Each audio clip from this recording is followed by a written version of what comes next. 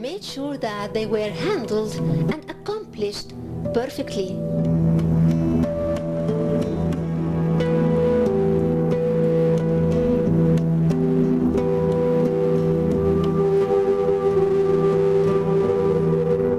The wall that faces the entrance of the tomb is the eastern wall, in which the fourth door is found. It's made for the statue of the double, or the Ka of Khnum-Hotep. That's where the offering table should be placed, right in front of the door. The scenes on the wall describe Khnum-Hotep hunting and fishing. These scenes are very vivid and excellently colored. We see the tomb's owner standing elegantly on a boat, fishing using a spear. The details of Khnum's painting express his gracefulness and neat clothing and body's fitness, reassuring the fact that the scenes that showed young men wrestling and looking after the fitness of their bodies reflected real activities and sports. Khnum-Hotep hunts birds also, using traps made of nets. It's a useful sport, and the beautiful sunny weather of Egypt helped in its practice. There are black lines written in demotic handwriting between the legs of Khnum-Hotep. They were written during the time of King Ramesses II, 800 years later.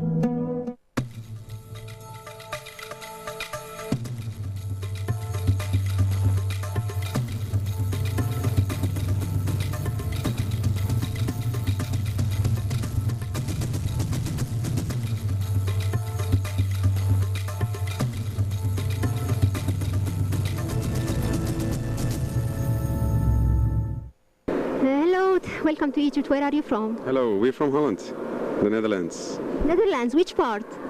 Near Amsterdam, I live. Yeah, you too? Yeah, me too. Yeah, 10 minutes from Amsterdam. So. Amsterdam is very famous in Egypt because we have a comic movie called The Hammam in Amsterdam, so it's very famous. Oh, nice, nice. Okay. So when did you come to Egypt? We came yesterday, and it's our second time to Egypt, to Cairo. Your second time, so what did you... Third time. All right, so what did you do the previous times? Where did you go? Before I was in Sharm el-Sheikh, and I was diving there and snorkeling, and it was a holiday on the resort. And now this vacation in Cairo is a city trip. So. Okay, what about you? Most of the time I'm here for business. I'm a medical escort, and I pick up Dutch people with medical problems and escort them at home to a hospital or a living place. And that's the reason why I'm here, also now here in Egypt. Bring someone to Beirut, we did it together, and then we stopped here, make a stopover in Cairo for one day, and we thought we must see and taste this museum and your old famous history. Yeah, so is this is your first trip to the museum, right? Yeah, the first trip, and outside I saw the museum from outside, and it was very big. In Holland we have also museums, but it's like a house, right? And this is a factory, so a lot of things to see. Yeah, it is supposed to house the most important monumental collection in the world. Yeah, it's very old, and yeah, it's famous history, right? Okay, anything in particular you like here in the museum? I like the big, hoe zeg je dat? Statues. The big statues, and also the Tutankhamun. Tutankhamun? Yeah, that's nice. We must see that. So, yeah, I like. What about you? For me a little bit the same. In Holland we must learn a lot about the world, and at school many years ago behind me I learned also about the Egypt history, and now I can see it, but I told it already, you can taste it. And why I don't know, but it's also the atmosphere in the museum. It's old, a little bit dark, and I liked it. You are correct. Actually, here you can really taste the history of Egypt, and you can touch the monument. You see the monuments in front of you, only a few yards away. And so, what about King Akhenaten? Have you heard about him? Akhenaten, the pharaoh, or Nefertiti? What it was, I heard about it. I told already when I was at school, when I was a boy about 16 years old, and I read about it. But the problem is I forget a little bit. But now I can see it again, and I don't know what I must do at home, read again. And before I went here to Egypt, I saw some documentation on our Dutch television, and we can pick it up by computer, but also about the catacombs here under it. Okay, the storerooms? The storerooms, yeah, filled with a lot of more things like that. Yeah. And You won't believe it. There are almost 70,000 pieces stored in the storerooms beneath the museum. yeah, keep an eye on it. The northern wall is the one that brought fame to Khnum-Hotep's tomb. The tomb starts at the top with him hunting, then standing with one of his sons and an escort and 3 dogs, while supervising the different activities carried on in his estate. Then in the 3rd row comes the controversial scene of the Asians coming to Egypt. Here, his scribe introduces to him 37 persons, represented by a number or a delegation of them. The texts describe the scene as follows.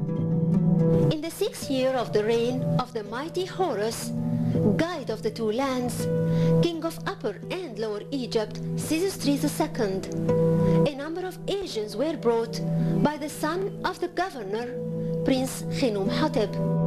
They brought Kahl. The Shasu are 37 in number. Then the text ends.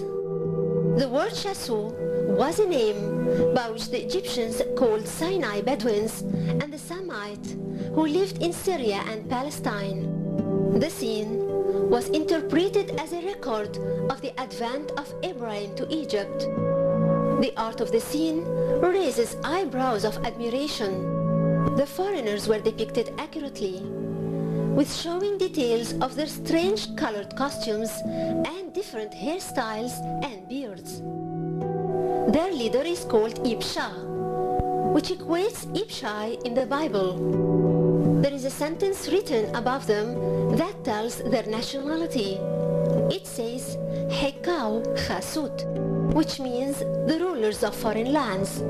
It may be the origin of the word Hyksos, and if that is correct, then the very people who came to Egypt as visitors and were welcomed as guests planted the very seed of one of the most vicious enemies of Egypt. The text inscribed on the bottom part of the wall shows the pride Khnum-Hotep had, being a governor who was appointed by the king Amenemhat II for his love of justice. Here, he mentions the gnome's name to be Menait Khofo, which means the wet nurse of King Cheops.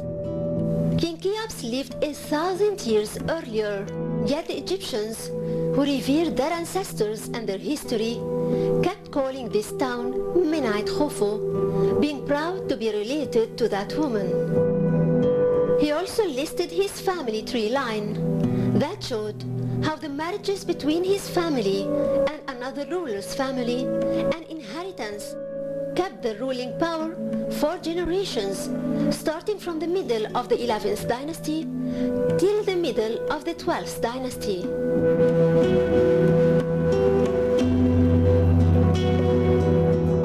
The last wall is a western one that comprises the tomb's entrance. On it, there are presentations of all major crafts and industries that took place at its time in Egypt, like the carpenters, the shipbuilders, potters, weavers, bakers, carriers, and sculptors. The tomb of Khnum-Hotep II is one incredibly important Middle Kingdom tomb that bears on its walls all aspects of life in Egypt, including crafts, sports, rituals, and art, but above all, the precious texts and scenes that forms the basis of the greatest history of all, the Egyptian history.